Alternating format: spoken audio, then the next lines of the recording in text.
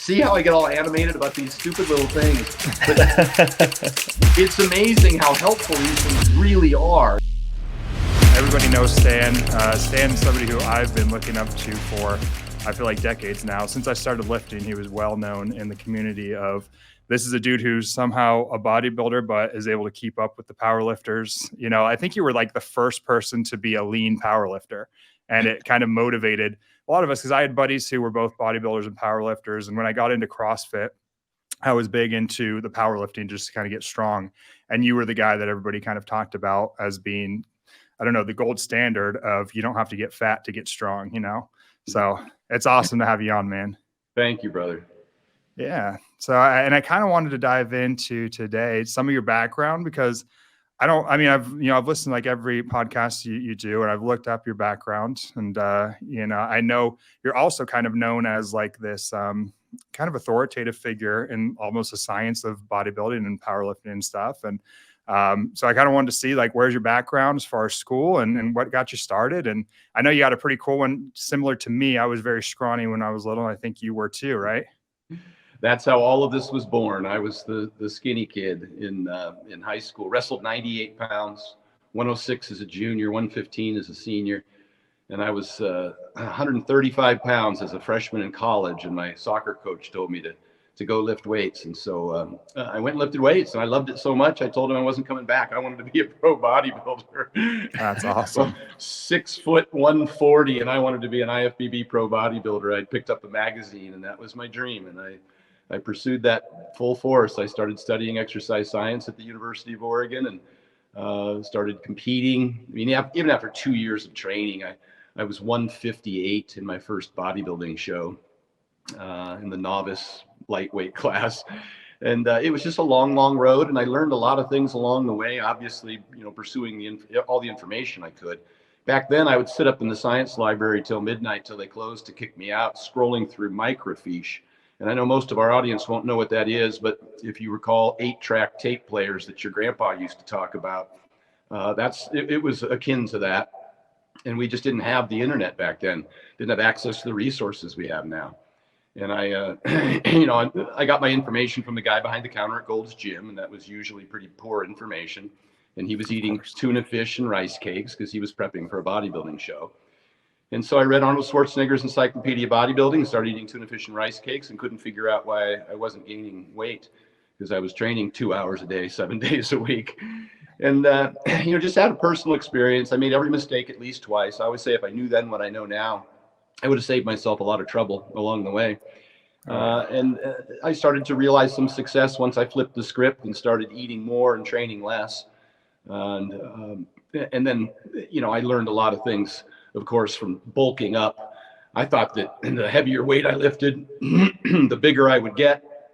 I didn't really even learn that lesson to its entirety until 2008, when I started training with Flex Wheeler, that just being stronger didn't necessarily mean you would be bigger. So I lifted super heavy all through my earlier ages, and of course, suffered from lots of tendonitis and little injuries here and there, strains and pulls and what have you. Fortunately, nothing major. And then just from competing over the years, bulking up to over 300 pounds.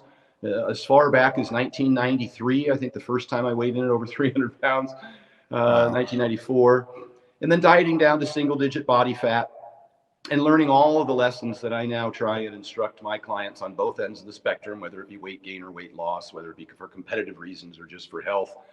And a lot of that I learned from, obviously collaborating with a lot of great minds, and getting well over 100 blood tests throughout the year. And so I use all of this information now to try and help my clients navigate, along with plenty of resources. I'm quick to say I'm not a guru. I didn't invent any of this stuff. I just hope to help guide them and direct them. Now we've got, of course, access to so many incredible professionals, MDs and PhDs, who also lift competitively. And I've just learned a ton from, just from following a lot of the great minds recently that are available over social media and online. Yeah, that's awesome, man. So in the beginning, I think if I did my homework correctly, you kind of got into lifting, broke away from the fitness scene though, and went and started some companies, right? And were pretty successful in the business sphere. I did. I competed for many years, and I finally realized I wasn't going to be a pro bodybuilder. And more so, I realized it wasn't a career. Back then, in the 80s and 90s, it was really hard to make a living. I was a personal trainer. Obviously, I competed and thought that someday I could, get sponsorships or whatever else. But I just wasn't at that level at the time, and I don't think that the industry at the time was it didn't have the benefits of social media to reach out to such a broad audience and to be able to provide goods and services to a larger audience. And so I did. I just had to pay the bills. They say back then I used to always joke that what do you call a bodybuilder without a wife or girlfriend, and the tagline was homeless. True. Very true. Because all we did was eat, sleep, and train. That's all we had time for. And so I did. I stepped away from competing in 1997 until 2006, almost 10 years. I didn't compete. And during that time, I started building companies, and I built a number of successful companies. Now I'm working on my 6th multi-million-dollar business since in the last nearly 20 years. And plenty of failures along the way. I succumbed to the real estate market collapse. I owned hundreds of units of multifamily and single family subdivision and commercial real estate. And I got clipped hard during the real estate collapse and had to rebuild from there, and have since put up 3 more multi-million-dollar companies in that 10, 12 years that's transpired since the real estate collapse, or almost 15 years now, since 2008. So that's incredible. Yeah, I've tried, and then I came back, of course, in 2006 and started competing on a local level, and then met Flex Wheeler in 2008 and trained with him. And in 2009 got my pro card, and then met Mark Bell and started training with him, and then set world records in 2009, 10, 11, and 12 in powerlifting. So I was going back and forth, of course, bulking up, dieting down, bulking up, dieting down. And so it was, it was a lot. And during that time, I think I traveled to what's now 14 countries in all 50 states, and given over 200 seminars, just trying to share the information. And most of it is the basics. People often say, Stan always repeats himself, and that's because technical difficulties there. We're back. We good? We're good. Sorry about that. All right. No problem. Are you recording? We are, but that's okay. I can edit it out. Well, I just kind of wrapped up that stint at which I was, I'd stepped away from competing and then back to competing. So it kind of brings us to where we're at today, having been retired for 10 years. I'm just coaching full time. That's all I do, is I work with clients. Most people only see the famous clients that I work with, but I work with a lot more dad bods and soccer moms behind the scenes. Just ordinary folks trying to improve their health, particularly as they age. Because now that I'm 55, one of the primary concerns, especially with people who used to compete, is all the damage they've done over the years, and then just trying to continue to slog along, doing a lot of the same old things that we did. And you guys have heard me say that, if you want to be healthy, don't compete. And there's a big difference between fitness and health.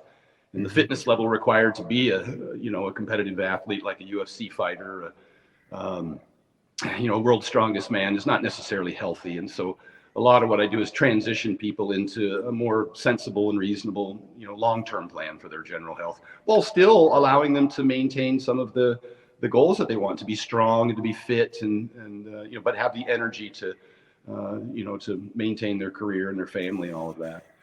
Absolutely.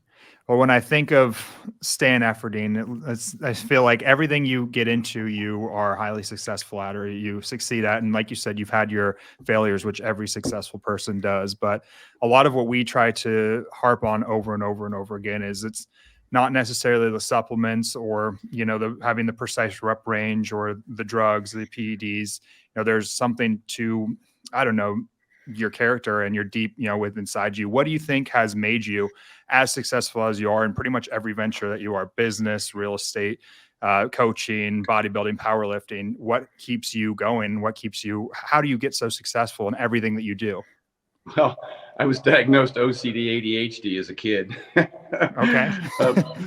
My brother was on meds. I skipped the meds, and I just used my obsessiveness to dump myself into whatever it is I was doing at the time.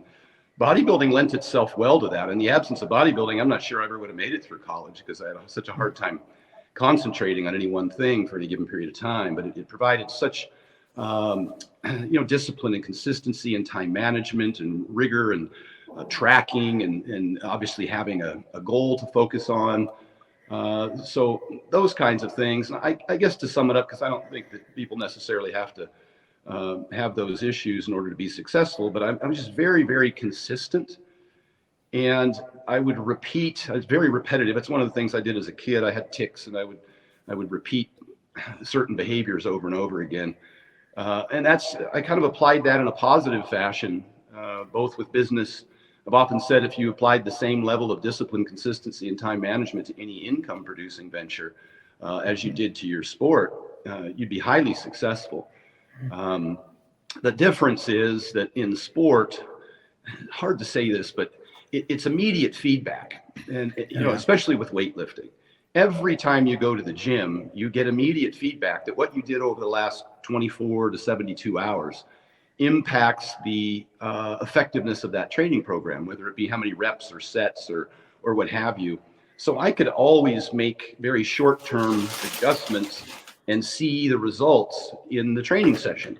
And I valued the training sessions more than the outcome. I think some people focus on the powerlifting meet or the bodybuilding show, which is usually, a few months away, if not more, depending on your plan. But I looked at the workouts. I always looked at the workouts as being paramount. And I still do that when I'm training people for competition. I still focus on, and I measure performance in each workout because it's a great indicator of whether you're, growing or declining, especially when you're dieting for bodybuilding shows and even dieting just, to lose weight for general health. You don't want to lose strength. Yeah. And so those kinds of things are immediate feedback. How much sleep you got in the last 48 hours, whether or not you got your meals or adequate hydration in, your stress level. If all of that is in order, you're going to go to the gym and have a phenomenal performance. And really, it comes down to setting PRs. And that's not just for competitors. I've got a kids power hour that I run with little kids from 6, 7 years old up to, teenagers every Sunday here at Sin City Iron in Las Vegas. I've got a bunch of little kids running around. It's like chasing chickens, but I still focus on PRs. And I teach them all, what's a PR? And it's a personal record. And what are you going to set a personal record on today? And that's what I focus on more than anything. Obviously, having fun and being safe sets a priority. But I ask them, what's your favorite lift? How much are you going to lift today? Whether it's an extra rep or 2.5 more pounds on the side.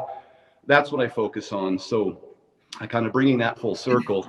I say what's allowed me to be most successful is that I'm just really, really consistent, and I track everything. And I found that it's most effective just written on a piece of paper. I've said that, apps and things in my phone, oftentimes kind of like the junk drawer in the kitchen. Once you close the drawer, you just forget about it. And so I have a yellow pad of paper. I have this little checklist that I print out, and I've done this for well over 2 decades on an Excel spreadsheet. With the days of the week or month across the top, and then a list of all the things that I want to do repetitively on a daily or weekly basis. And I check that list off, and I can glance at it at any time and see the check marks. I can see my morning weight, my hours of sleep, how many 10-minute walks I got in, how many meals I got in, whether or not I was supplementing, whatever was my protocol for the moment, the time being, and maybe my top lifts for the week if that was what I was pursuing. And so I do track things, and I keep a little yellow pad of paper around, and I carry it with me, whether it's on my nightstand in the morning when I wake up, or I take it to the bathroom, or I take it to the, to the dining room table or wherever, or keep it in my car in the passenger seat next to me. I just make little check marks on the things that are priorities for me. And then as I got into business, I started actually prioritizing those things by those that paid me money. Oftentimes people like to check things off their checklist to feel a sense of accomplishment, but going to the grocery store isn't necessarily something that's fruitful in terms of income. And so, a lot of people like to check off those easy little things every day, and then they leave the big things that actually return money to you. And so I guess I did say that the thing about lifting is that it's immediate feedback. And the thing that's challenging about business is that's not the case. That the things that the repetitive behaviors that you have to pursue them for many, many, probably months, and certainly years in order to see substantial returns. And so I had to have a longer term outlook, and I had to be a little more persistent, and forego a lot of the immediate reward. Yeah. I mean, it sounds like kind of even in fitness, your background with powerlifting too, I think helped you with that in bodybuilding, because we've talked about before, a lot of people fall off the fitness bandwagon in fitness because it's not immediate feedback for a lot of guys. You know, you go train your biceps, they don't grow an inch. It might take 2 years to grow an inch, you know, but you somehow were able to tweak your way of thinking about it as to, you know, did I get an extra rep that day? Did I add a fractional plate? And so you did have that. So you had those mini victories. And we've talked about this before on the podcast. Those mini victories add up after a while to a big victory. But that's a cool way to kind of switch your mind. I'm sure you could even figure out ways to do that in business. You know, did I make this call today? And that's a mini victory. So that is a little bit of immediate feedback. That's pretty cool that you kind of merge the two of those. Yeah. Well, and you're absolutely right. There are certain things that you can measure in business that give you immediate feedback. One of which is just reaching out to contacts, you know, whether or not you're producing content for social media, or you're generating a lead list to send out emails. I recently personally texted well over 2,000 people on my contact list. I would, you know, hours a day, I would sit there, whether I was on an airplane or, you know, whatever I was doing, I was sitting there writing personal notes to each of my customers that have been with me for many years. You know, using their name rather than, you know, I had the option of pouring all their numbers into a text blast system, but I wanted them to have my obviously personal cell phone number. I wanted to use their name. I wanted to say something personal about our relationship if in fact it was somebody I knew or had bumped into in the past. And so I wrote, you know, over 2,000 individual texts to people. And the rewards were substantial. Some people were like, "Oh my God, I can't believe that, you know, the Rhino." It's always kind of laughable to me that people hold me in such high regard, because I'm just a blue collar guy at heart, and you know, I hustle, and I don't consider myself to be above or beyond. And by that token, I'm grateful. My response is often, "Hey, you're paying my bills, brother, and I'm here for you, whatever you need. If somebody's buying a product or service from me, then I'm available, you know, anytime I have my phone in my hand, I'm going to answer, and, you know, and thank them and hopefully help them." I've answered, I'm going to say well over 100,000 DMs in the last few years. I get 50, 60, 70 a day. And you ask anybody that's ever sent me a DM, and I've responded to 95% of them. And not just a thumbs up. I'll give them an answer to their question, and I'll attach a link to an article or a video that is that I have in my library that's relevant to what it is they're interested in. And I've done tons of obviously podcasts and seminars that are on YouTube for free. And, you know, people are always wondering, you know, how do you make money from that? And, you know, the goal initially wasn't to make money. The goal was to provide people great information. And then, you know, they will come obviously and patronize my goods and services if they feel as though I've provided good information. And so, you know, a lot of what's in my ebook is I've already put out for free on all these different social media platforms, but it just helps, I think, condense it and organize it and provide a reference to it for people. And so I've been very fortunate to have sold a lot of information in addition to what I've given away. Yeah, that's awesome. Maybe we'll pivot towards your ebook. So I'm guessing you're talking about the vertical diet, right? Yeah, the Vertical Diet 1.0 came out some 6 years ago when I first did that seminar with Hafthor Bjornsson in Iceland. And it's since evolved into the Vertical Diet 2.0 and 3.0. And I provide updated copies and information for free to anybody who bought a previous version.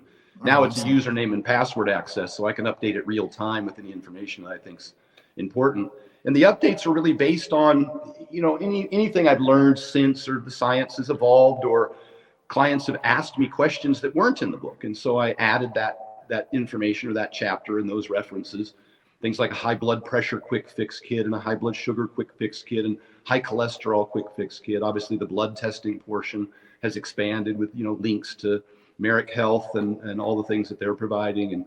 And there's a lot of references and resources, over 200, to other professionals in the industry. If somebody asks me a particular question and I find that somebody in the industry is, certainly academically qualified or a professional that's well regarded by their peers, I point them in that direction. I say, here's what this person says, and here's their article on it. And I've attended, dozens and dozens of seminars over the years, just to learn from these people. Again, I'm not a guru. I didn't invent this stuff. I don't think I'm an authority on all things. I'm really just try and collate all this information because I have the time and it's my business to do so, and then organize it and give it to my clients in such a way that they can utilize it because they don't have the time and it isn't their career. And it's hard sometimes to navigate through all of the information on the internet and see what works and what doesn't. Yeah. When it comes to the vertical diet, was that something that you just started doing on your own through personal experience, or was it partly due to what Flex taught you? What was the impetus of the genesis of the vertical diet? So it's pretty unique. I mean, it's similar to a bodybuilding diet, but there's definitely unique parts in there. So how did that come about? It's grown over the years, obviously, with the blood testing and the sleep and hydration and all the optimization and those kinds of things. But initially it was because I was getting all those same questions and I was having to explain all of that to each individual that I was working with. And so I figured if I compiled it all together and then I could provide it to them in one document and I wouldn't have to keep repeating myself. Having said that, as you're well aware, that everybody has some unique circumstance, whether it's their goal or their personal health. And you do have to do a significant amount of customization for individuals. Yeah. There's no cookie cutter program that fits all. But I try and show them that there's many paths to the same destination and provides the options and give them the pros and cons of each option. More so than anything, just to prevent from noceboing somebody into thinking there's only one way to do it, one right way, one best way. And I want them to have, options to, just in case they haven't tried something that might work best for them, because we see in research there's a lot of inter-individual variability and we have to try and cater to our client. Hopefully we can ask enough questions in which we can guide them to the path that would best suit them without too much experimentation, wasting their time. For sure. But that's was the purpose of it. It's grown now into so much information that I'm finding not everybody reads all of it, unfortunately, and they ask me questions that are in the book, and I don't mind that, especially if it's a client of mine. I'll just help guide them, because at the end of the day, and this as a trainer and a coach, folks, they want you to tell them exactly what to do. That's what they think they're paying you for. Stan, just tell me exactly what to do. Sometimes it can be frustrating. I'll just use a chiropractor as an example. When you go in and you've got a certain, injury or pain, and they start teaching you, a 30-minute anatomy and physiology course, and there's some of the chiropractors and physical therapists have some of the best anatomy knowledge in the industry. It's the academics required to accomplish that license has a lot of that in it. And but that's what I find, and sometimes I just give somebody too much information and you overwhelm them. And I do that in my seminars, and my friends tell me that I water the lawn with a fire hose. And the hard part is anytime your audience gets to be more than one, and particularly if it's 20 or 30 or 50, there's such a variety of needs and goals and personal circumstances that you can't be specific, and you have to be incredibly general, or at least show a bunch of different views to people. It's so hard to speak to large groups. When you get an individual one-on-one, you can really quickly narrow down. They can tell you what their needs are, and you can tell them, ask them enough questions to where you can design a specific program. But at the end of the day, that's what they tell me. And I think that, like with training programs, everything works, nothing works forever. But they're like, Stan, just tell me exactly what to do. They want to know exactly the exercise, exactly the sets, exactly the reps, exactly the rest periods. And we all do it. We Google what's the best this or the best that. That's that's human nature, and that's I have to understand that and give people a specific program. The challenge there is that then they think if they deviate from that program, somehow they've done something wrong. And somebody will hit me up and say, Stan, I just chewed a piece of gum. Is that okay? Yeah. And I wonder sometimes if maybe if I haven't been effective in getting them the information, if they're so concerned about deviating from the program. So I try and cover the big rocks first. Yeah. Tell them, let's go back to step one. I know that's a lot of information, but it's the problem with dealing with clients it's not a problem necessarily, but is that there's so much variability into what their specific needs are. Yeah. When it comes to the vertical diet, the way that we look at it, we give it to merit clients, pretty much everybody who comes through, we recommend read the vertical diet, mainly to focus on the micronutrients, which I would say is probably the best selling point. Would you agree when it comes to your diet? Yeah, I'd agree. There are certain foods that just have more bioavailable micronutrients in them, and it's really important to build that foundation. Obviously, calories are king, and I think second to that in terms of macros, protein would probably be a priority. And but I don't. It's hard to have these conversations as to what's more important, because that's the same with sleep and exercise and stress management. Is you kind of got to do it all. The whole is greater than the sum of its parts. And if you have like a gaping hole in your game plan, I've said, if you're religiously taking your thimble-sized 5-gram scooper of creatine every day and sleeping 5 hours a night, you're a fucking idiot. And that's not to say that creatine doesn't work. It's just to say that you have to focus on the big rocks, and that it's really important when you start consistently putting together a good night's sleep, regular exercise, and a quote unquote healthy diet. And I know that that conjures up a whole range of thoughts depending on who you're asking about. But when you put it all together, that's a neat thing about when somebody comes to you and to start a program is generally when somebody reaches out for help, they're not doing anything right. It's not that they're just having a little bit of trouble with one portion of their program. They're probably doing nothing at that point. They've given up and thrown their hands in the air. And so when you just get them back on track, you see extraordinary results. They just feel amazing in the first 30 days. What we've seen in the hormone replacement therapy arena, and I've worked with a lot of doctors over the years for decades now, since I was diagnosed hypogonadal when I was 20 years old. Lots of specialists, endocrinologists, hormone replacement therapy doctors, some better than others, even people who own, large HRT practices, 10, 12 clinics over numerous states.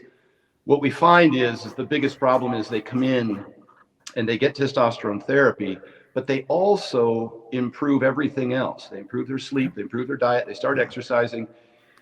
And then that discipline wanes over time, which is, the part of the problem to begin with. And within 45, 60, certainly by day 90, they've stopped doing all the other things, but they're continuing to take the testosterone, and they're like, well, this isn't working for me anymore. Yep. Yeah. When you brought up, when you said the creatine thing, I was going to say, I see that exact same things. We talked very candidly about our use of PEDs, and same thing. You can load yourself up with Tren and Anadrol and every strong compound under the sun, but if the sleep and the nutrition and the training isn't dialed in, you fill a guy up with Tren and put him on the couch, it's not going to make muscle, there's the testosterone study where they put on, a few extra pounds of lean mass. It's not going to make you, be your favorite influencer if you're sitting around not doing everything else that they're doing. Right. And those kind of gains aren't a perpetuity. That's a very short-term study. You wouldn't see that long-term. But you're right. And we aren't even talking about Tren and Anadrol. We're talking about, we're talking about 120 milligrams of testosterone a week to get you normalized because you're hypogonadal. You're going to feel really good over a very short period of time. But then if you stop doing the regular exercise or the sleeping, because a lot of that occurs, as you know, and I don't want to get too deep into the pharmacology of the whole thing, but a lot of that occurs kind of what we see because of erectile dysfunction. And that's really a canary in the coal mine for insulin resistance. And if you aren't losing weight and regularly exercising, then you may get a short-term benefit from, hormone replacement therapy, even something like metformin, that specifically addresses insulin resistance. But it'll continue to get worse and worse, and you're just kicking the can down the road if you aren't actually trying to remedy the causes of the insulin resistance. And so people will often claim 2-3 months later or 6 months later, it stopped working. And that's really not the case. The underlying problem has gotten so much worse that now the medical intervention isn't fixing the problem. And so that's what I see more often than not. And so I really do focus a lot on the basics, like weight loss, and of course the blood testing, and I chase those numbers pretty hard. I mean, we got to get your HA1C down and your fasted insulin. We've got to get your LDL down. I mean, I really focus on those mainly because they're measurable. And again, it provides you feedback. And I might test more frequently than some doctors would recommend, just because it gives you it's almost like taking, progress pictures every week or weighing yourself daily. I might want to see a blood test 30 days after we initially start. And it can be motivating if you have a significant improvement in one of those numbers. Absolutely. Certainly 60 days and no more than 90. It's hard to keep somebody's attention for 90 days, on any program, if there isn't something showing them that there's getting some positive feedback that hey, I'm making progress. And so that's the way I make those decisions. Sometimes is based on the psychology of motivation and adherence more so than whether it's medically necessary. And when it comes to TRT too, on your point there, what I find often is when guys come in and they're hypogonadal, we talk a lot these days about why are guys so hypogonadal, is it the plastics, whatever. What I find is when they're truly hypogonadal, there's almost always a high fasting insulin. It's almost always a high A1C. And is it the chicken or the egg? I think it's, the chicken, the insulin resistance is, I think. And then it snowballs off each other. They play into each other for sure. But I'll always see some amount of inflammation, some insulin resistance. Usually lipids are skewed. And so, I joke when people tell me, oh, all the boxes are checked off, I need TRT. And I go, well, your lab work, it's like that, the Jerry Seinfeld, your lab work says that's a lie. You're not all checked in, your insulin's 25 and that's not where it should be. So a lot of times too, and what I like about working with Merrick is that we don't just give the Band-Aid. A lot of times we can correct all the other stuff first, and then magically the testosterone's higher and you don't need to use the testosterone, and testosterone can be great for people. And what my hope is always, if we start them on it, like you said, they start doing all the other stuff to fix that. But sometimes we can get them to just fix all that stuff first, which auto corrects the testosterone. I mean, we know high insulin levels cause dysregulation at the hypothalamus. We get less gonadotropin release. And it can also interfere at the level of the testes. So it's like all around, the insulin resistance, like you talked about, plays a major role. Sometimes that's what we should focus on before the TRT. I agree. I said that was like 6 years ago in that Iceland seminar. I spoke about if you're a personal trainer and you've been training a client for 60 days and they haven't lost the weight that they're trying to lose, and you've I don't know if you say you could rule it out, but you're relatively certain they've adhered to at least a sensible diet plan, etc. And I said, at some point, if you don't have them get a blood test and try and identify whether or not they've got hypothyroidism, which is extremely common. And again, chicken and the egg, it may be because of the excess weight or the poor sleep or even overtraining in many cases, or stress. But if you haven't at least gotten a blood test to try and identify that problem, at some point you're ripping them off. You're just not providing them the information that's going to allow them to succeed. And I said the same thing about a guy that comes in to try and bodybuild. And this was my experience when I started, because I was hypogonadal. I had varicocele. And I was diagnosed with that at 20. But after like 2 years of training, I put on about 14 pounds. I mean, as a beginner who was bodybuilding every single day, and there were other reasons, not eating enough and overtraining certainly contributed to it. But nonetheless, I've said that if somebody's not improving their body composition and they're training with you regularly, then at some point you're going to want to get them a blood test, because if they're hypogonadal, they're not going to gain muscle, and you're just ripping them off. And that's not to say that everybody should use hormone replacement therapy, as you just mentioned, but at some point they should at least try and find out if that's not a contributing factor, and try and make the recommendation that they at least go see a professional. And I'm cautious to say, I'm not giving medical advice here. That's why I work with the folks from America. I just try and find out if that is a factor limiting their progress, and then direct them to the professionals that can give them that advice. And Stan, I know you've talked about it in other podcasts as well, but being diagnosed at such a young age, do you think there was any contributing factors as far as when you were young? I know you had said that you were working kind of crazy jobs at that age too, correct? Just lack of sleep. Do you think there's any lifestyle factors that maybe contributed to that? Yeah, well, I had varicocele. Okay. And so that's for those in the audience that don't know, that's when you have a vein that doesn't effectively drain, and so it accumulates blood and heat around the testicles, and then of course that impacts your testosterone. And for some people, it's not everybody, but a good percentage of people with varicocele will see that problem.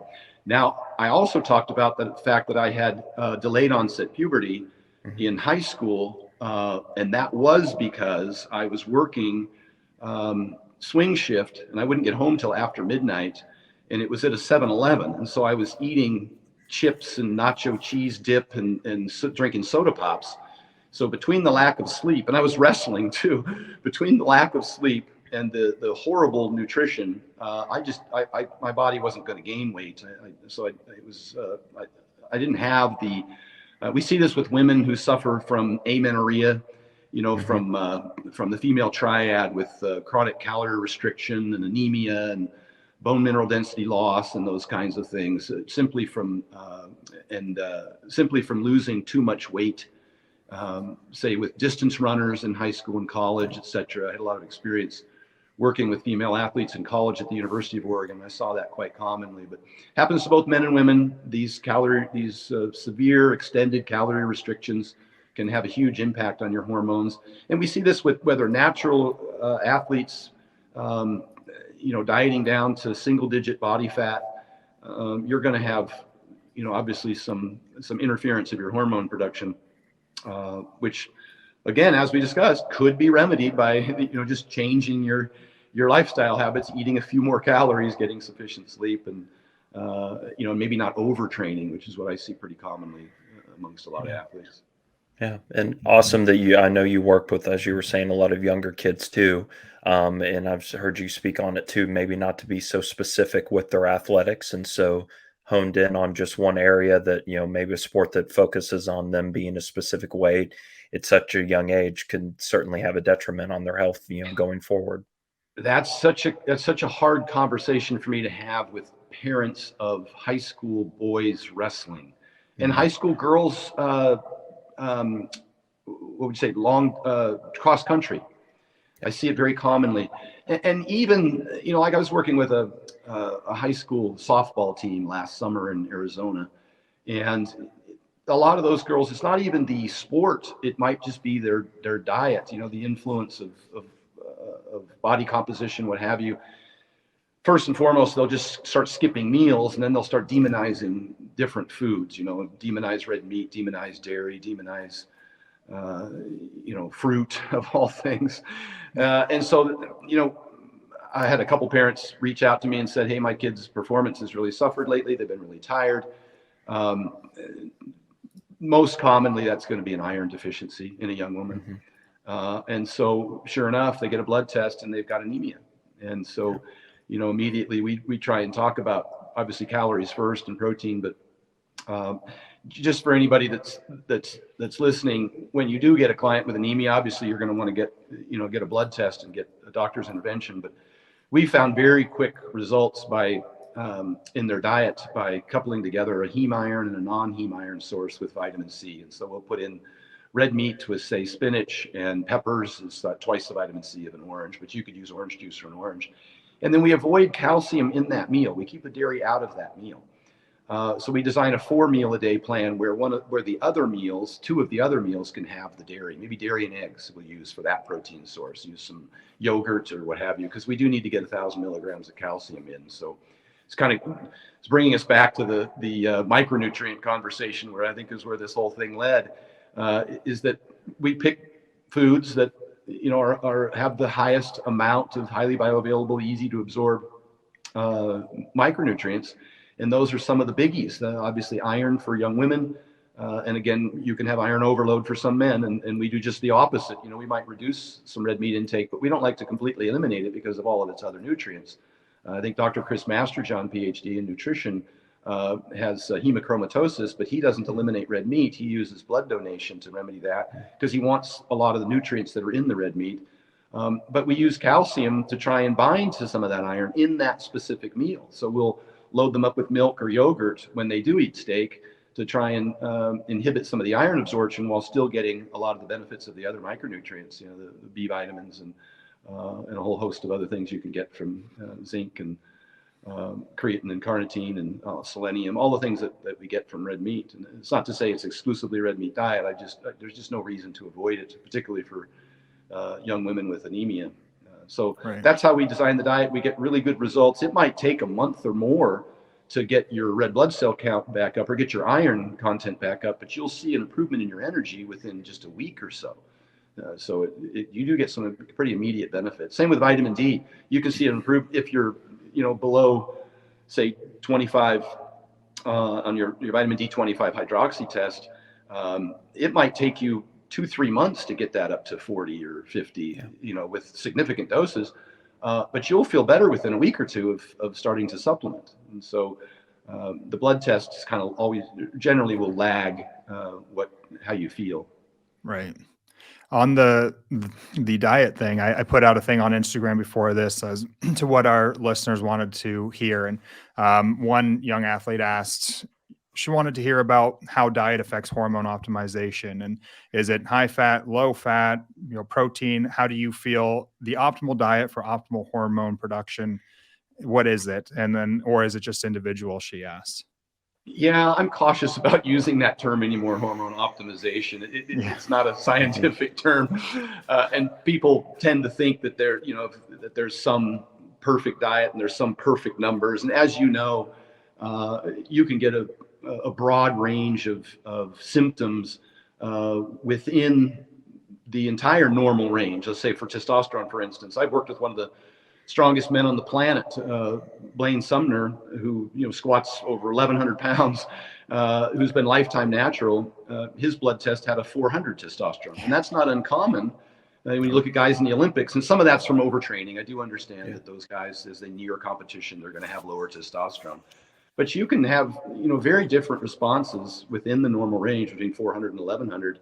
That might not necessarily, that's why you have to ask, do you have ED? Are you fatigued? And is it not attributable to some other cause? And you guys go through a very elaborate process of trying to fetter all that out to make sure that you're giving or the guys at Merrick, to make sure that they're giving the right advice.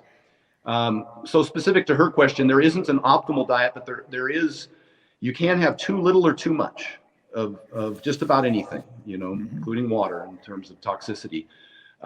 When you get fats down below, and this number is variable because, it might depend on total calories, but you get fats down below 20, certainly below 15% of total calories, you're going to start to feel an impact on hormones. If you don't have sufficient protein, obviously, which I look at that as, rather than a percentage, I kind of look at that as a number, maybe at least 0.8 grams per pound, probably, in terms of performance. And you could probably go down to 0.6 grams per pound if the training stimulus is sufficient and you're in a calorie surplus. Those things are big. When I'm thinking hormones for women in particularly, obviously we just discussed iron, so I'm trying to get that into the diet. But I'm also thinking iodine for the thyroid, which is one of the most, again, the most prescribed hormone for women in the United States is thyroid hormone. Very, probably one of the top 5 prescribed medications of all for women in particular is going to be thyroid medication. So I want them to get sufficient iodine in their diet, especially for active, athletes, because you sweat it out. And then, we've started to use, for some reason, somewhere along the way, we started demonizing iodized table salt, which was probably one of the best things for our health implemented in the 1930s due to, goiter and I think we saw that kind of in the goiter belt there in the mid-northern U.S. And that was, we saw that how it affected IQ in the military. These were huge studies with tens of thousands of military men in both World War I and World War II, where we had blood tests. And so that's huge to get sufficient iodine in. And sometimes we'll switch to, say, pink salt, thinking it's healthier. There's no indication that it is. The idea that the tiny little bit of micronutrients that often gets lauded as being, superior, they're not of a sufficient dose to provide you any benefit. It's just literally called trace. Trace. That's why they call them trace. Yeah. When it comes to the fat, the 20%, do you think which kind of fat, which this, it's a crazy topic to bring up, you don't want to talk too much about PUFAs or MUFAs or saturated, but do you feel like there's a difference as far as hormone optimization? Are you in the camp of saturated fat is what drives the hormones, or does it matter? Well, it does seem that your body can manufacture the cholesterol that it needs. I've learned a lot. I've evolved a lot in this topic. I put out a video years ago, the poison that's killing us, and I talked about seed oils but I mentioned in the video, I said, look, these are a poison to me. I'm allergic to them. They give me gastric distress. I get really bad diarrhea from seed oils. And I said the same thing about sugar alcohols for people who overconsume sugar alcohols. They give you diarrhea. The same thing with, remember that olestra fat that we tried to substitute? Gives you diarrhea. Metformin can give you diarrhea. There's lots of things that can give you diarrhea, and if you get that, you should avoid that food. But I was also cautious to stay in that seminar many years ago, and I still maintain that it's different for different people. People have a peanut allergy should avoid peanuts, but the rest of the population should not.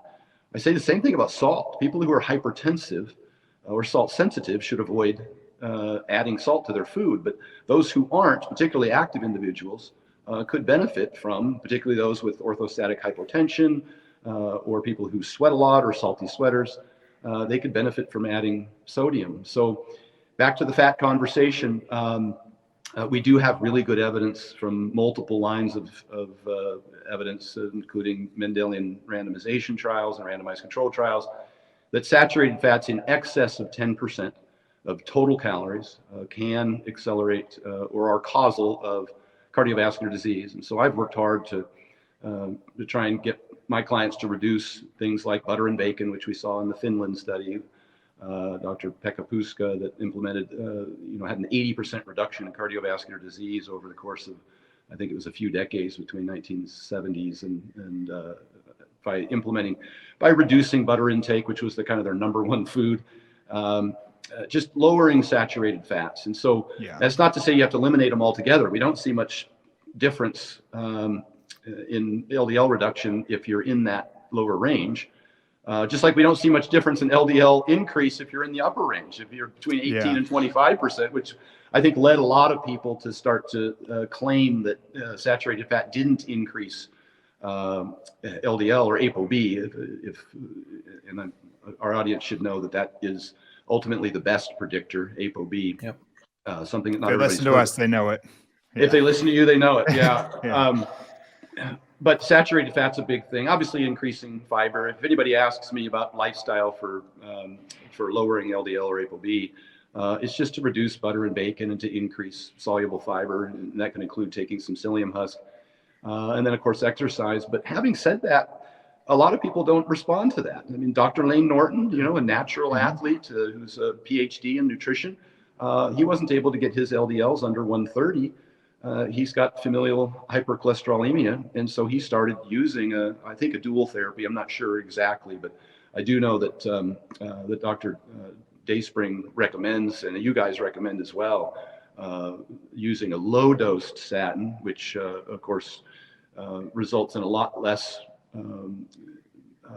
myalgia, potential for muscle soreness, with ezetimibe, which is extremely effective. And so again, even a natural athlete like Lane Norton, who eats 60 grams of fiber a day and watches his saturated fat, wasn't able to get his LDL under 100. So I just hate for people to think that they're doing something wrong. I often see that happen. I think sometimes we create stress for people if we lead them to believe that they've failed if they have to utilize pharmacotherapy, such as a statin, a low-dose statin, because there's been such a in the media. Well, I'm going to say in the media, but there's been so much demonization. Yes, a lot of that there are people, and you know, I used to think the same thing 5 years ago. I wouldn't recommend statins, and that's, you know, because here's the thing: if you're a doctor prescribing statins, and I saw this when I attended the barbell medicine seminar and talked to Austin Baraki about this. His feedback, his clinical feedback, this is studies aside, was that there wasn't a whole lot of myalgia, that it was small, 5% maybe. But now he's talking, and remember, 50% of people who go on medication stop taking it. And so he's only getting feedback from those people who continue therapy. Now I'm getting the feedback from the other group, the people who took it, went off of it because it caused them problems, and then reached out to me for other solutions. And so I'm seeing the 20+% on my side. Now the research is somewhere in the middle, and they do have some placebo research to suggest that some of that is a placebo effect. But things have evolved. Norton used to think that. Even Alan Flanagan, you know, as sharp as he is, used to believe that cholesterol didn't matter just 5 years ago, or that saturated fat didn't matter just 5 years ago. And so, and we should distinguish between the fact that I just used cholesterol and saturated fat in the same sentence. They're not the same thing. Right. And your audience probably knows that the cholesterol in your diet, for the vast majority of people, doesn't lead to elevated LDL or ApoB. Correct. A small percentage, maybe up to 20%, who maybe, that's kind of the numbers that Dayspring put on it, may have, you know, probably those with familial hypercholesterolemia may have some adverse impact from eating eggs. Vast majority of people do not. And so I want to stick with the saturated fat. I know this is a long, lengthy answer, but it's no, I'm so happy you're doing it. It's compelling enough, and I, you know, I've got to be cautious about not, you know, disseminating the same misinformation that I got from reading Gary Taub's book or Nina Teicholz's book. And, you know, I used to love their references, and I used to dig into them. But when you find out that it's cherry-picked stuff and it's not consistent with the body of evidence, you know, I've got to raise my hand and say that some things that they recommend are great, but that isn't one of them. And even Dr. Peter Attia over in recent years has started to turn away from some of Gary Taub's original information that I think Dr. Peter Attia bought into some 5 years ago. And the reason I mention all these names, I consider myself somebody who's well informed. I've tried to be. I've read, you know, damn near everything everybody's written, and I follow all of these people, and I watch all their, I subscribe to all their newsletters, and I watch all their podcasts obsessively. I think it's my job. But that doesn't mean that, again, that doesn't mean that I'm a guru, I'm some genius. I'm just trying to follow as best I can the science. And I'm seeing that people who are a lot smarter than me have made the same mistakes I made. And so I would ask our audience that's listening, if in fact they had information to the contrary of what we're discussing today, just to step back and open up your mind and start to look at both sides of the argument, rather than trying to support you know, your own personal. Some people try and justify the fact that they've got high LDL. It's not justifiable. Yeah. It's just not. Oh, my triglycerides are low. Oh, my HDL is good. Well, you know, that might decrease your cardiovascular risk, but it doesn't eliminate the fact that ApoB and LDL are causal, and you should keep those down at least under 100, and we're thinking maybe even under 70 or 60. Yeah, I aim to keep mine at 60 or below. Yeah, that's what we're seeing now. And you know, the neat thing about that is, particularly if you do need and try more so than lifestyle to use the low dose statin with ezetimibe, you can easily get those numbers down there. And it's a real relief. I found customers of mine who were averse to taking medication, like you get some award for that. People, you know, and people, it's kind of influencers' fault for making people feel guilty about using medicine to, you know, even for high blood pressure or anything like that.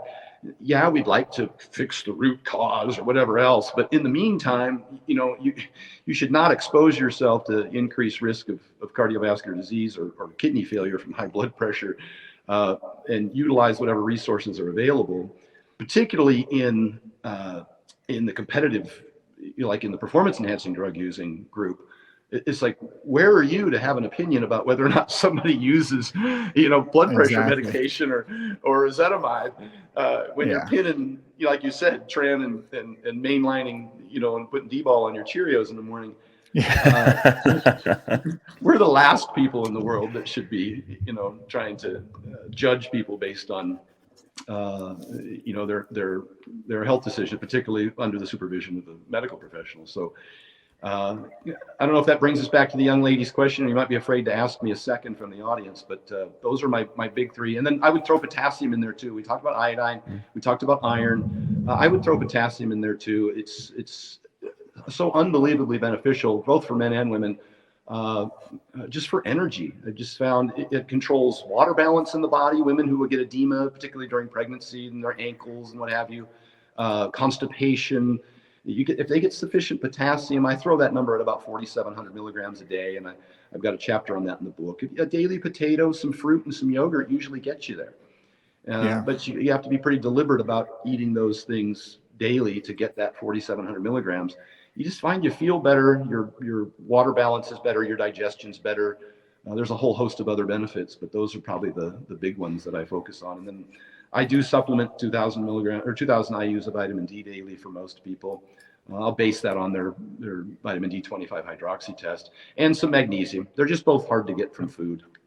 Yeah. So those are the things I'd focus on. No, I'm super happy you went down the cholesterol tangent too, because I see a lot of clients of Merit come in who follow your tenets, or they think they do maybe. And like you said, when people think they're following the vertical diet, they don't read the whole thing.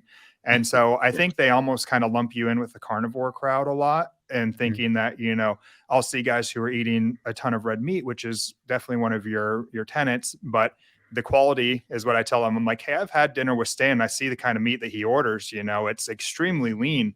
It's not this fatty marbled steak, which they're doing thinking that they're following your stuff. They're thinking that this is this high fat diet, and then they have some cranberry juice and rice on the side. Yeah. And I'm like, I think you need to reevaluate what Stan's actually saying. Because, I know you use like the Piedmontese beef, and you go for leaner, you talk about leaner cuts and quality. Yep, top sirloin, 96.4 beef from Trader Joe's, maybe bison. And again, at the end of the day, the macros I recommend are not to exceed 30% of total calories and fats. Not because it's bad for you if you consume more and they're not saturated, but because obviously I want to leave enough room for at least 25+%, maybe 30% protein, and then sufficient carbs to fuel training. And I want everybody to train, so it's not as though those carbs are superfluous. And then if that 30% fats in the diet consists of lean sources, such as top sirloin steak, only 30% of top sirloin's fat is saturated. So you're looking at 30% times 30%. That puts your total saturated fat at under 9% of total calories, well within the recommendations of the American Heart Association. Yeah. And I've also provided some relief for folks that we now see that dairy, the type of fat in dairy is cardioprotective, and it does not increase. That does not include butter, because the churning process breaks down that milk fat globulin membrane that is protective. Right. And so dairy is certainly, if you can tolerate it, and again, that brings up the whole conversation of allergy versus tolerance and the dose. But I like to get the 1,000 milligrams of calcium in, and so I do recommend, whether it's fat-free Greek yogurt, or some people can tolerate milk, what have you.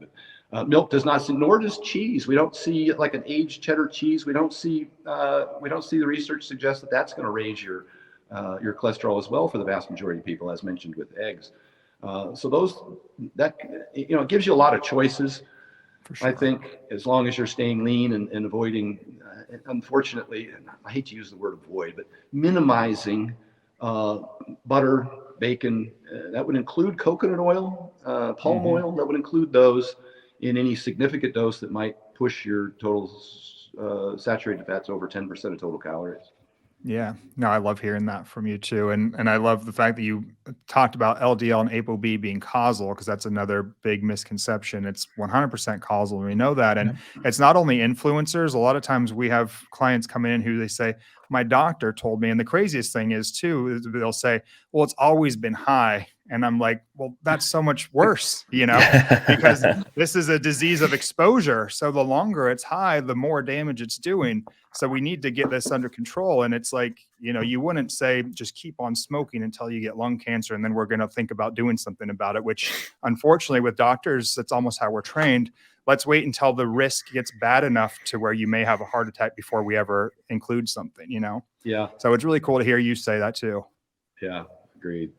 Yeah, it's crazy. And then, one other thing I wanted to touch on with you, because I know you're a big proponent, which you brought up multiple times here, the salts and the electrolytes. And I had a client today right before starting, and I told him I'll give him a shout out on here and bring up his case. He was dealing with having severe cramps throughout the day. And I asked him, what's your diet? What are you doing? He was drinking a ton of water, like plus over a gallon, Yeah. and I'm like, are you salting that water? Are you doing any electrolytes? And he thought to himself, oh, maybe I'm not, and he's having bad cramps. He's doing jujitsu and he's weight training and his abs are cramping. He says he's cramping even while he's having conversations. So my opinion was that he was probably overdoing it on the water.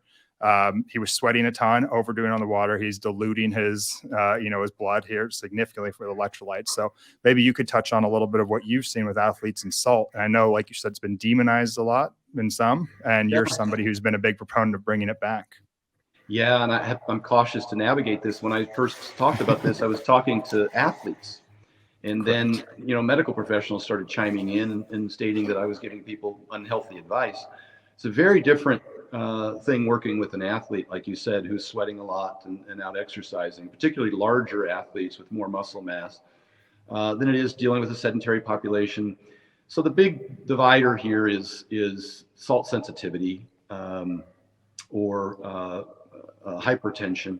If you suffer from high blood pressure, not a good idea to consume salt. There are people, a small percentage, I don't know if it's 5 to 10% of people who have reverse salt sensitivity, who when they cut their sodium too low, they actually get elevated blood pressure. So that does exist. So it could be, you might need a professional to help you kind of navigate that. So we'll go away from that and talk about athletes. And I work with a lot of athletes who I get salt tests for. Dr. Sandra Godick, PhD in thermoregulation and hydration from the Heat Institute. She provides on her website, I think it's levelyn.com, Levelyn, I believe.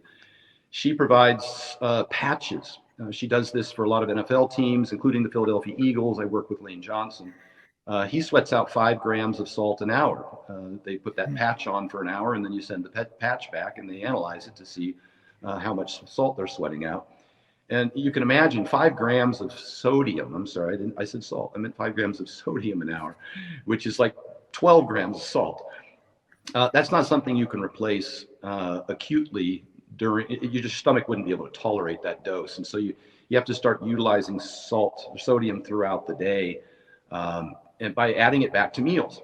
I also mentioned in my video on salt that people who go on diets stop eating fast food, they stop eating packaged food. That's where the vast majority of your sodium is. And so it's okay when you're eating whole foods prepared at home to add back in some salt. I was kind of mentioned by name in Alan Flanagan's some 2 years ago, one of his podcasts, talking about my advice about salt, and again conflated my advice with athletes to that of the general population. And they said the very same thing. They said that if you're eating whole foods, you can add back in salt. And they talked about its impact on blood pressure. There's one other thing that could be of concern. You mentioned drinking a ton of water. Salt concentration matters. Blood pressure is one concern, but also the effects of high salt concentration on the endothelial layer of your blood vessels. And it could impact the would you call it the pliability or the suppleness of your blood vessels. And we see that much more recently, I thought it was interesting that Alan had another guest on from Europe who was a researcher, postdoc researcher in sodium intake, particularly for athletic individuals, said the very same thing. Larger athletes can use more, and salt concentration matters. And so if you are going to add salt into your diet, you're going to want to make sure that you're getting sufficient hydration. And as you mentioned, if you're just taking in water, then you dilute your electrolytes. You don't want to, and I guess the best measurement of that is you don't want to pee clear. Now that can be impacted by taking multivitamins, which might show a yellower urine, but not necessarily mean that your electrolytes are fine. But so it's not a perfect measurement, but that's a good one if you're peeing clear. We like to see people consume water at a slower rate. Maybe I think Andy Galpin talked about this recently with Dr. Huberman. Your body will absorb and utilize the water and salt better if it's about 6 ounces every 15 to 20 minutes, as opposed to sitting there and guzzling a ton of water at once. Kind of has the opposite effect. It will stimulate the kidneys to release water.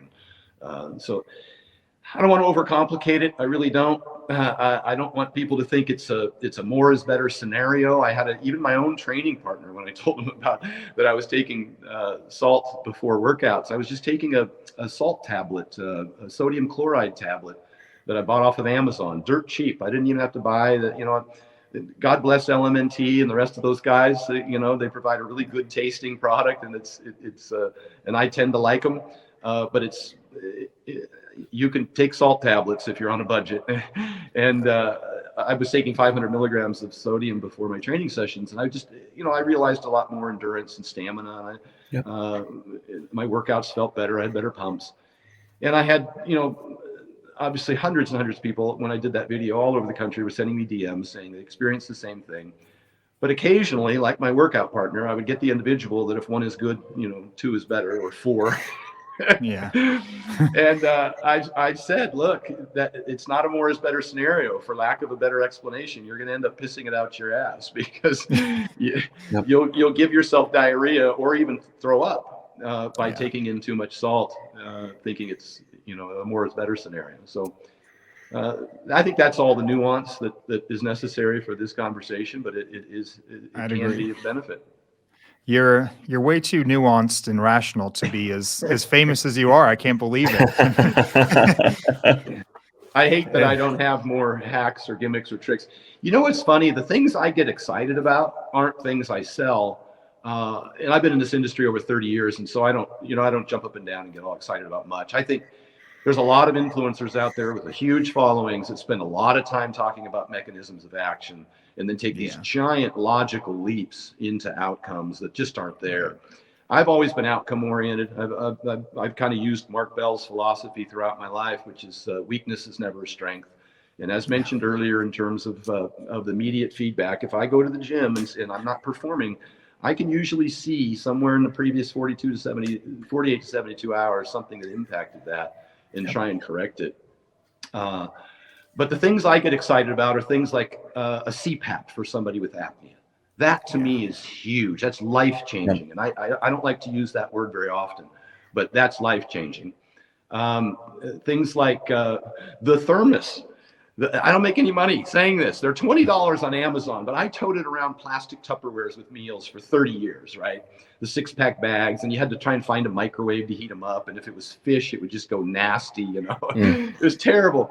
And then somehow, somewhere along the way, I was like, you can put food in a thermos and it'll stay hot for 10 hours. The same thing my grandfather took to work in the rail yard when he was a kid. And I think they were glass lined back then. They used to break all the time. You'd shake them and you'd hear the glass in those old thermos. But now we've got these little thermos, 24-ounce thermos, and so I'll make a couple of meals and I'll put them in there, and I can travel with them. Hell, I took 5 thermos with me on my trip to Moscow, which is like a 24-hour day. By the time you get to the airport, the layover, customs, get to your hotel. But I had 5 hot meals. I cooked them super, super, super hot. So they were just steaming. And I put them in the thermos real quick and put the lid on it. And I took all 5 of them in my carry-on bag that I put under my seat. And every 3 or 4 hours, like clockwork, I was sitting there eating a hot monster mash with bison and rice and spinach and, you know, bone broth. It was just delicious. Everybody around me smelling, you could see the steam coming out of my food when I opened up the lid. Everybody around me eating, you know, foraging for peanuts and whatever other garbage they serve on the airplane. But I'm telling you. Is that what you brought onto the Shark Tank? Yeah. Oh, no. That's for fluids. Yeah. I'm just talking about the metal, the double. Oh, just the thermos, not even yours. Not even mine. Yeah. It's just that, it's that metal one, you know, the little metal one with the lid on it. Yeah. Yep. Yeah. Again, not even mine, but that has certainly been life-changing for me. Just the ability to, you know, I make meals even when I work from the home here. If I got to go pick my kids up at school and take them to practice or whatever else, I've got my thermos with me. I never, you know, if my flight's delayed or canceled, I don't care. I'm sitting in the airport eating hot food from my thermos.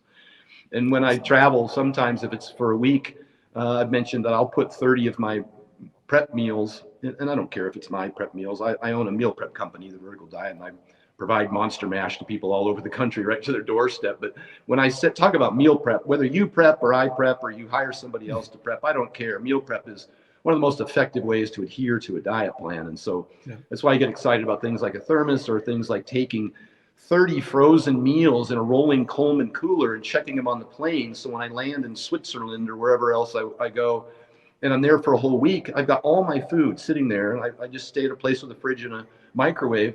And it saves me time, it saves me money, it saves me digestion problems, because every time I eat internationally, as many people can attest to, you end up sprinting to the bathroom at one time or another, or worse, you know, you might end up getting, you know, some sort of food poisoning, which I commonly see. So I try and control those variables. That's why I used to fly to the World's Strongest Man competitions in advance of Hofthor or Brian Shaw, and I would shop for all their groceries. You've seen my Costco trips where I was shopping for the World's Strongest Men, and I would take all the food to their Airbnb and make sure that they had and I would advise them to avoid eating out at restaurants during the week. I mean, here you are 1 week out from competition, 5 days out from competition. That's not a time to experiment with room service or airport food. It's a bad idea. And those are some of the things that I focus on.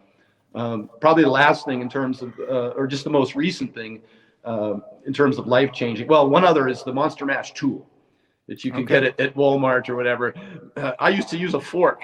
You can see old videos of me mashing my hamburger with a fork, and it was horrendous. You had to have some wrist strength to be able to do that. And somebody DMs me a link to a Monster Mash tool on Amazon, and I bought it. And oh my God, life-changing. I'm just bam, bam, bam, bam, bam. And I've got my Monster Mash and my little Monster Mash tool. And another one was the see how I get all animated about these stupid little things. But it's amazing how helpful these things really are in terms of your day-to-day, you know, ease of, you know, of complying with all this stuff. Is the jarring funnel. I used to spoon my Monster Mash up and try and put it into the thermos, and it would get all over the threads and on the outside of the bottle. And then somebody told me about a jarring funnel, and so you just put a little jarring funnel in there. Now I can fill them, you know, and they don't make a mess. And so lastly, here's the one I discovered just a few months ago. I've always used, or a lot of times I've used, what do you call those?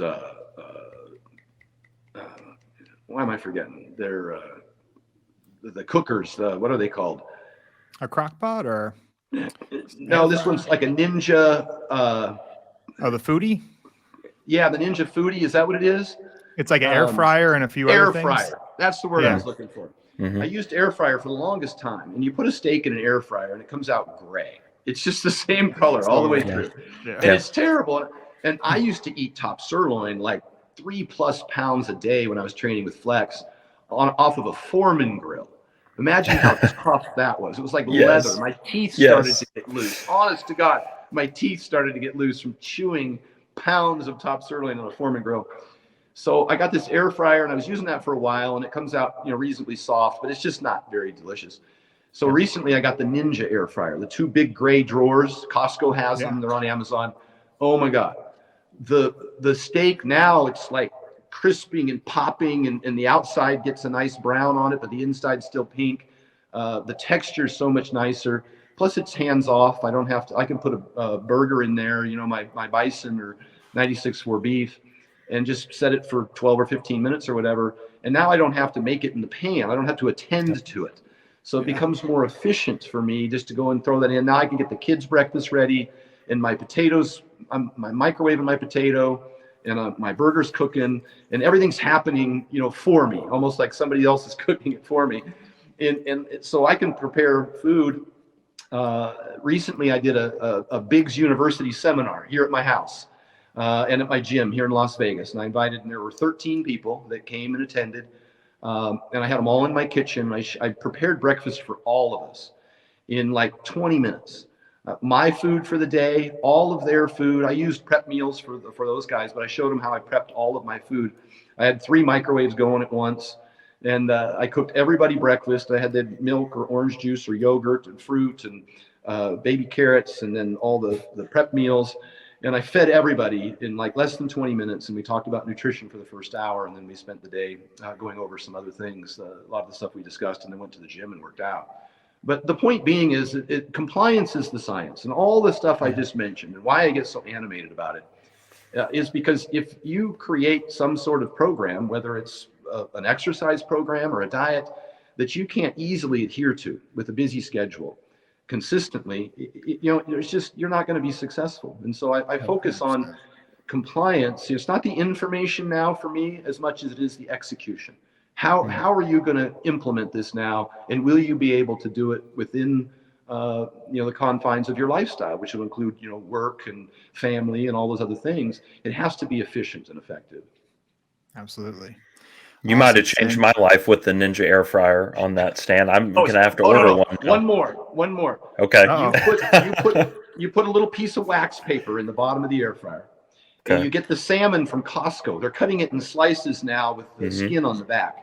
And you put it face down, skin up, face down on the wax paper, and just set it for whatever your preference is, 10 to 15 minutes, depending if you like it, you know, pinker in the middle, whatever.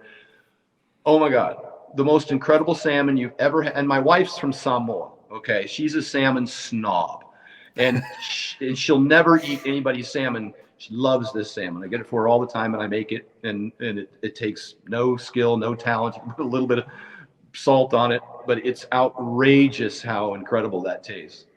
All right, I'm gonna have to keep you updated when I try then. I do love how excited you get all about all this too. But I love food. I mean, people think I'm so disciplined, and I never eat pizza or whatever else. I like the food that I make. I really enjoy it. I love the taste of my food. It shouldn't be bland. It should be something that you'll enjoy, or you're not going to stick to it. Absolutely. Yeah. I mean, we eat like an iteration of white rice and beef like every night. Last night was more Asian style. My wife cooked it with like, you know, some veggies with a little bit of teriyaki, and then we did guacamole on the side. So it was a little bit of fusion. Amazing. I would have that over, you know, pizza any day. Agreed. And then you just, like you say, you pick the fat content of your beef. You want a 96.4 from Trader Joe's, or 93.7 or a bison, and you can stay within the confines of you know, what we call a healthy dietary pattern. Exactly. Well, awesome, Stan. Like I said, way too nuanced and way too rational to be where you are. I'm super happy to see it. We love being, you know, partnering with you with Merrick. It's awesome. Thanks so much for coming on. And I think it's going to be huge for our guests in a lot of ways to hear some of what you said. And where can they find you now? I mean, obviously, everybody knows Stan. Are you doing anything new? The Biggs University was new to me. Yeah, that's new. We're probably going to do another one in a few months. I'm traveling around a bit. I've got a few seminars lined up. Everything's at Stan Efferding. My website's stanefferding.com. You can get links to my meal prep there. I do deliver meals nationwide. The verticaldiet.com, but you can get it all at stanefferding.com. And then my YouTube is Stan Efferding, and there's a lot of great content on there. And my Instagram's at Stan Efferding. So you can find it all there. And trying to think if there's anything huge coming up in the near future. Just seminars and traveling around. Been working with Henry Cejudo down in Arizona. He's getting ready for a fight May 6th, the championship fight, and working with the women's Olympic wrestling team down there as well, which is awesome, through Sunkist, one of the largest high school wrestling organizations in the country. It's been run by for I think over almost 3 decades now. So Yeah, a lot of fun stuff. I've been down there every other week, and of course the John Jones thing just resulted in a big win for John, and that was fun spending that time working with him, bulking up. I have to admit that John wanted to be 250, hell or high water, and so we weren't really chasing a six pack. It was calories, because he really wanted to be 250, and he damn near met that goal. So, but we came out with a W, so we're happy. And Stan, on with John, I forget how long did you guys take to put on that weight? Because it was a pretty slow process, correct? Yeah, I mean, I was down there back and forth for over 9 months. It was nearly 2 years before he fought from the time I started working with him. So he was at that weight for a long time. You're right. Yeah. Well, congrats on that. He looked awesome. It was great to see him pull out a W and solidify himself as the greatest of all time. Yeah. It's exciting, and I got to tell you, we wear it as a badge of honor and work with a great athlete. And I know I feel like I'm bragging about them all the time when I drop all these names, but the real excitement is all the stuff we talked about there at the end. That the everyday folks. I tell people about that ninja every time I get a phone consult or something, and they'll hit me back with a text. Oh my God, this is so good. Those are the kind of things that are really exciting. Is your gen pop and that's how, awesome. Little strategies that help them enjoy this process a whole lot better, like the 10-minute walk. And I know we didn't touch on that today, but important. Just how easy it is to do things like take a 10-minute walk a few times a day, as opposed to getting dressed, getting in the car, going to the gym, and slogging away on a treadmill, which nobody enjoys and it's not terribly effective or sustainable. I use that with pretty much every client I ever talked to, every patient I ever talked to.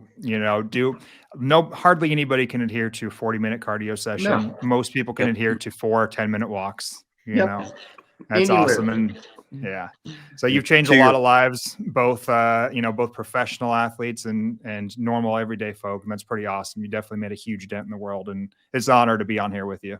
Awesome. Thanks, you guys. I appreciate it. Absolutely. Thank you, Stan.